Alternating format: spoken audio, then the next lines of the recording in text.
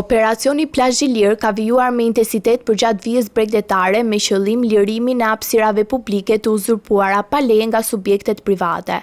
Në plazhin e Kolemit, policia ka zbuluar një zonë të zënë në mënyrë të palishme, ku ishin vendosur 100 çadra dhe shezlong, duke kufizuar aksesin e pushuesve në vijën e detit. Sipas njoftimit zyrtar, materialet janë sekuestruar, ndërsa ndaj 3 personave është nisur procedim penal për pushtimin e hapësirave publike pa autorizim.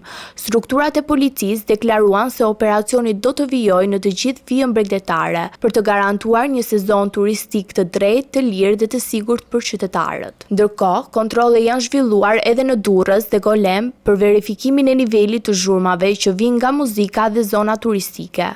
Janë testuar disa lokale dhe ambiente të tjera ku sipas policisë matjet kanë treguar se volumi i zërit ka qenë brenda kufive të lejuar me ligj. Policia e shtetit bën thirrje për respektimin rigoroz të orareve të përcaktuara për muzikën në ambientet e hapura dhe paralajmëron se kontrollet do të vazhdojnë në bashkëpunim me Inspektoriatin e Mjedisit dhe Pushtetin Vendor për të garantuar një sezon veror sa më të qetë për pushuesit dhe banorët.